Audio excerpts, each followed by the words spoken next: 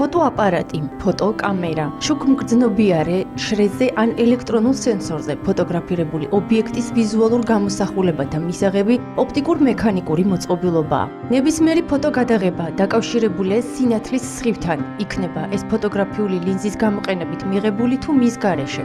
ფოტოგრაფია დაიწყო მაშინ, როდესაც ადამიანმა აღმოაჩინა, რომ დახურულ სივრცეში ორ საპირისპირო ზედაპირს შორის თუ ერთ-ერთზე გაიხსნებოდა სარქველი, მაშინ გარედან შემოსული სინათლე საპირისპირო ზედაპირზე გამოსახავდა გარედან შემოსული გამოსახულების ამოტრიალებულ, მაგრამ ზუსტად იგივე ვერსიას. შემდგომ ადამიანმა ისწავლა ამ ტექნიკის მორგება მცირე ყუთების გამოყენებით. შეიქმნა მომენტის დასაფიქსირებელი ხელსაწყოც. ასე გაჩნდა პირველი ფოტოკამერა, რომელსაც კამერა ობსკურა დაერქვა. მოყვარული ფოტოგრაფები დღესაც მისდევენ ობიექტის გარეშე ფოტოგადაღებას. სიტყვა კამერაც მომდინარეობს კამერა ობსკურადან. ორიგინალური მოწყობილობის ლათინური სახელწოდება 2D გამოსახულების ბრტყელ ზედაპირზე პროექციისთვის.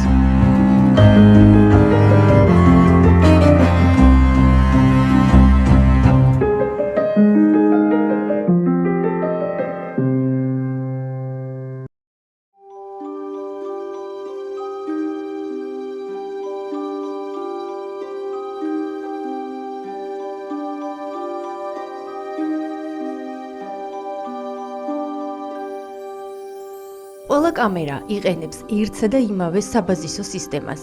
სინათლე შემოდის დახურულ ყუთში კონვერგირებული ან ამოზნექილი ლინზების მეშვეობით და გამოსახულება იწერება სინათლისადმი მგრძნობიარე ზედაპირზე. ჩამკეტის მექანიზმი აკონტროლებს კამერაში სინათლის შეღწევის დროის ხანგრძლივობას. კამერების უმეტესობას ასევე აქვს ფოკუსის, დიაფრაგმის და ჩამკეტის სიჩქარის სხვადასხვა კომბინაციების რეგულირების საშუალებები. დანიშნულების მიხედვით ფოტოაპარატები არის პროფესიონალური, ნახევრად პროფესიონალური, სამოყვარულო და სპეციალური. მათ იყენებენ ადამიანთა ჯგუფის, პორტრეტებისა და პეიზაჟების გადასაღებად. სპეციალურ ფოტოაპარატებს კი ფოტოტექნიკური სამუშაოებისთვის, აეროფოტო გადაღებისთვის, მიკროგადაღებისა და გადაღების სხვა სპეციალური სახეობებისთვის.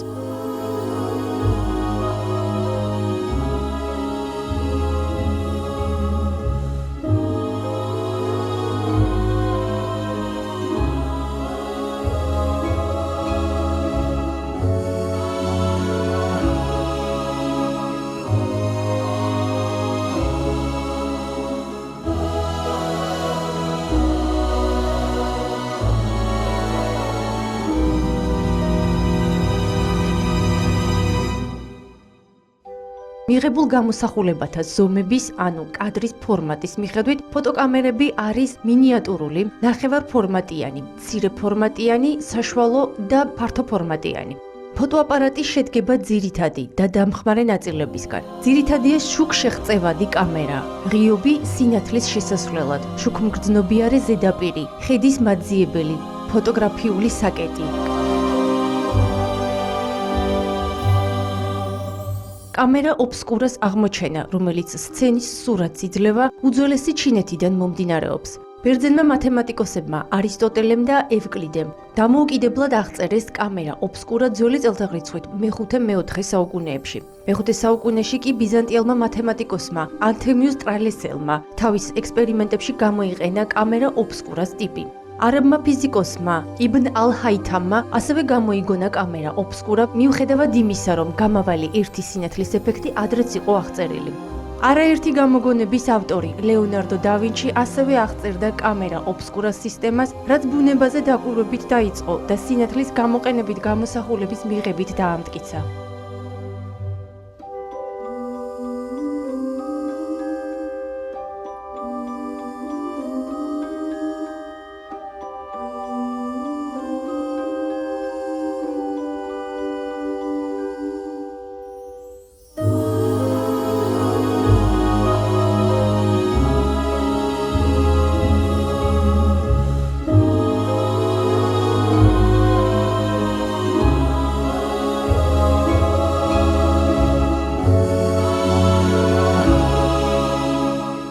ალბერტუს მაგნუსმა 1193-1280 წლებში აღმოაჩინა ვერცხლის ნიტრატი, ხოლო გეორგ ფაბრიციუსმა აღმოაჩინა ვერცხლის ქლორიდი. დანიელ ბარბარომ აღწერა დიაფრაგმა 1566 წელს.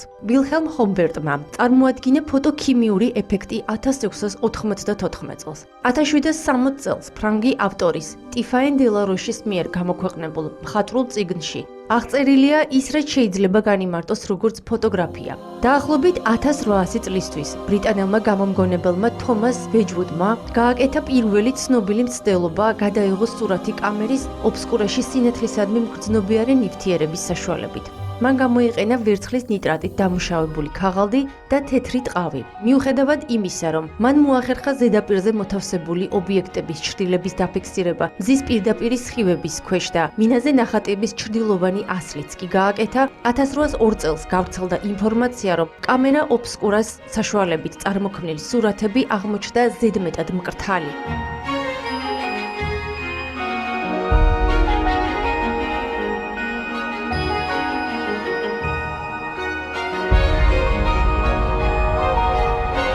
პირველი მუდმივი ფოტო ფრანგი გამომგონებლის ნიკეფორ ნიეფსის მიერ 1822 წელს შეიქმნა, მაგრამ ის განადგურდა მოგვიანებით მისგან ანაბეჭდების გაკეთების მცდელობისას. ნიეფსმა კიდევ ერთხელ მიაღწია წარმატებას 1825 წელს. 26 და 27 წლებში მან გადაიღო ხედი ფანჯრიდან ლეგრასში ყველაზე ადრეული გადარჩენილი ფოტო.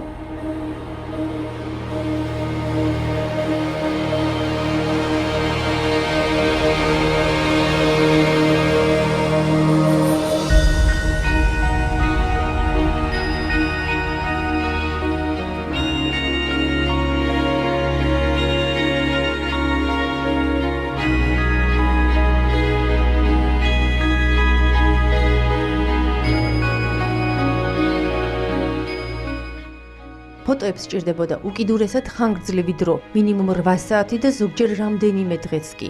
ის ცდილობდა მნიშვნელოვნად გაეუმჯობესებინა ბიტუმის პროცესი, ან შეეცვალა იგი უფრო პრაქტიკულით. ლუი დეგანთან ერთად პარტნიორობით მან შეიმუშავა ფოტოს შემდგომი დამუშავების მეთოდები, რამაც ვიზუალურად უკეთესი შედეგი და გამოსახულება მიიღო, მაგრამ კამერაში ექსპოზიციისთვის საათები მაინც საჭირო იყო. ნეფსი 1823 წელს გარდაიცვალა და დაგერმა ექსპერიმენტები სინათლისადმი მგრძნობიარე ვერცხლის ჰალოიდებით განაგრძო. დაგერის მცდელობამ კულმინაციას მიაღწია იმით, რასაც მოგვიანებით დაგერიოტიპის პროცესი ეწოდა. არცებითი ელემენტები იყო იოდის ორთქლით სენსიბილიზებული ვერცხლისფერი ზედაპირი. ვერცხლის წყლის ორთქლით გამჟღავნებული და ცხელი, გაჯერებული მარილიანი წყლით გამაგრებული ადგილი. ეს პროცესი 1827 წელს განხორციელდა. ექსპოზიციის დრო საათების ნაცვლად წუთებში გაზომეს. დაგერმა ადამიანის ყველაზე ადრეული დადასტურებული ფოტო 1838 წელს გადაიღო. ამ ამბებმა საერთაშორისო სენსაცია გამოიწვია. საფრანგეთში შეთანხმდნენ, რომ დაგერისთვის პენსია დაერიცხათ თავისი გამოგონების წარდგენისთვის, რაც მოხდა მაშინ, როდესაც 1839 წლის 19 აგვისტოს გამოქვეყნდა სრული სამუშაო ინსტრუქციები.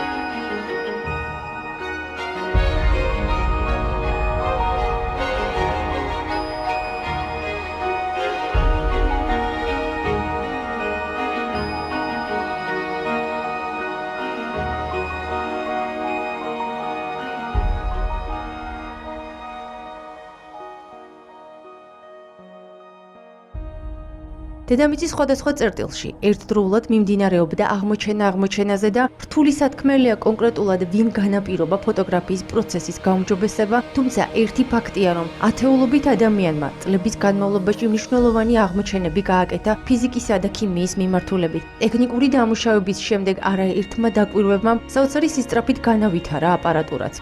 როგორც წესი, გამოქვეყნებული ნაშრომი მთელი რიგი გამომგონებლისთვის პირველი საფეხური ხდებოდა მოცემული პროცესის გასაუმჯობესებლად. მე-19 საუკუნის განმავლობაში მიღწეულ იქნა მრავალი წინსვლა ფოტოგრაფიული მინის ფირფიტებისა და ბეჭდის სფეროში. 1891 წელს გაბრიელ ლიპმანმა შემოიტანა ბუნებრივი ფერადი ფოტოების გადაღების პროცესი სინათლის ტალღების ჩარევის ოპტიკური ფენომენის საფუძველზე. მისმა მეცნიერულად ელეგანტურმა და მნიშვნელოვანმა, მაგრამ საბოლოოდ არაპრაქტიკულმა გამოგონებამ 1908 წელს ნობელის პრემიაც დაიმსახურა ფიზიკაში.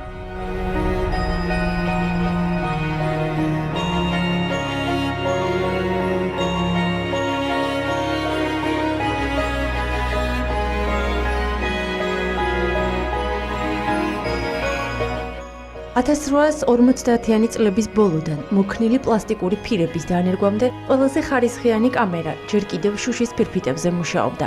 მიუხედავად იმისა, რომ ფირის მოხერხებულობა წარმატებით დაინერგა, ადრეული ფირები უფრო ძვირი და საგრძნობლად დაბალი ხარისხის იყო, ვიდრე მათი შუშის ფირფიტების ეკვივალენტი.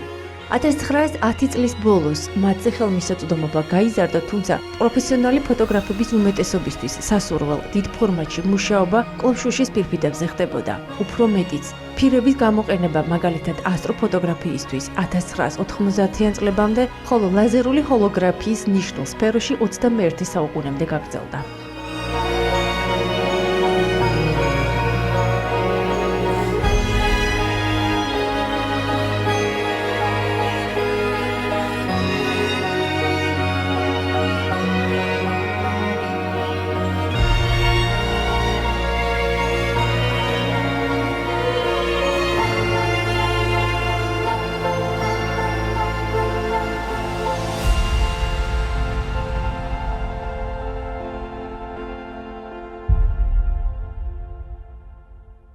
(1991 წელს სონიმ წარმოადგინა პირველი სამომხმარებლო კამერა, რომელიც იყენებდა მოწყობილობას გამოსახულების გადასაღებად, რომელიც აღარ საჭიროებდა ფირს. Sony Mavic პირველი ციფრული კამერა იყო, რომელმაც ჩაწერა და შეინახა სურათი ციფრულ ფორმატში. ეს გახლდათ Fuji DS1P, რომელიც Fujifilm-ის მიერ 1988 წელს შეიქმნა. 1991 წელს უკვე Kodak-მა წარმოადგინა DCS-100, პირველი კომერციულად ხელმისაწვდომი ციფრული ერთი ლინზის რეფლექსური კამერა. მიუხედავად იმისა, რომ მისი მაღალი ღირებულება გამორიცხავდა ფოტოჟურნალისტიკის და პროფესიული ფოტოგრაფიის გარდა სხვა გამოყენებას, კომერციული ციფრული ფოტოგრაფია მაინც დაინერგა. ციფრული გამოსახულება იყენებს ელექტრონული გამოსახულების სენსორს, რათა ჩაწეროს გამოსახულება როგორც ელექტრონული მონაცემის ნაკრები და არა როგორც ქიმიური ცვლილებები ფირზე. ციფრულ და ქიმიურ ფოტოგრაფიას შორის მნიშვნელოვანი განსხვავება ის არის, რომ ქიმიური ფოტოგრაფია ეწინააღმდეგება ფოტომანიპულაციას, რადგან ის მოიცავს ფირს და ფოტოგრაფიულ ქაღალდს, ხოლო ციფრული გამოსახულება არის უდიდესი მანიპულაციის საშუალება. ეს განსხვავება იძლევა გამოსახულების შემდგომ დამუშავების შესაძლებლობას, რაც შედარებით რთულია ფირზე დაფუძნებულ ფოტოგრაფიაში. გადაღებული სურათები შეიძლება მოგვიანებით განმეორდეს როგორც ფოტოგრაფიის, ციფრული გამოსახულების ან ფოტოგრაფიული ბეჭდის პროცესის ნაწილი. მსგავსი მხატვრული სფეროები უძრავი გამოსახულების კამერის დომენში არის ფილმი, ვიდეოგრაფია და კინემატოგრაფია.